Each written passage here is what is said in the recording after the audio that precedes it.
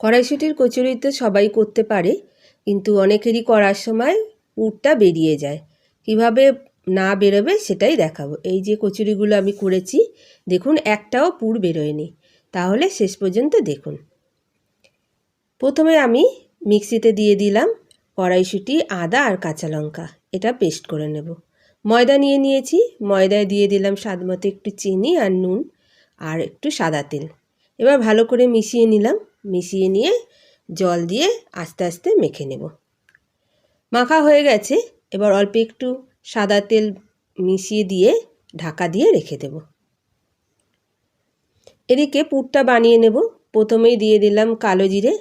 কালো জিরেটা একটু গন্ধ বেরোনোর পর দিয়ে দিলাম সেই কড়াইশুঁটির পেস্ট।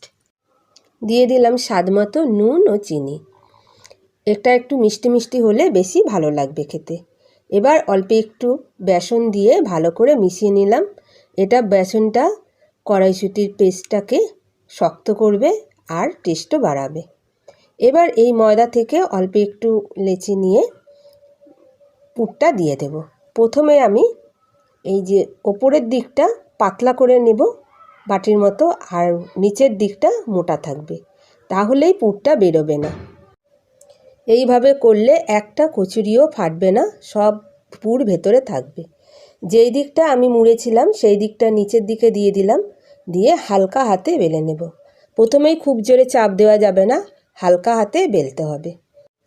এইভাবে সমস্ত কচুরিগুলো আমি বেলে নেব। এবার কড়াইতে তেল দিয়ে দিলাম, একটু বেশি করে তেল দিতে হবে যেন ডুবে যায়। এবার কচুরিগুলো আস্তে আস্তে ভেজে নেব। দেখুন কি সুন্দর ফুলেছে সবকটা কচুরি, আর একটারও পুর বেরোয়নি। এইভাবে করলে সবগুলোই একদম ভালোভাবে তৈরি হয়ে যাবে। রেডি হয়ে গেল কড়াইশুঁটির কচুরি, একদম ফোলা ফোলা, একটুও পুর বেরোয়নি, আর ভেতরটা পুরে ভরা আছে। এর সাথে দিয়ে দিলাম আলুর দম। কচুরি তো আলুর দম ছাড়া চলবে না, ছোটো আলুর দম করেছিলাম। এবার এটা একটু টেস্ট করে দেখব কেমন হয়েছে। আলুর দমের সঙ্গে কচুরি তো দারুণ লাগে খেতে। এটা টেস্ট করে দেখলাম, দারুণ হয়েছিল খেতে। যেমন কড়াইশুঁটির কচুরিটাও টেস্ট হয়েছিল, তেমন আলুর দমটাও টেস্ট হয়েছিল। আপনারা এইভাবে অবশ্যই একবার করে খেয়ে দেখবেন।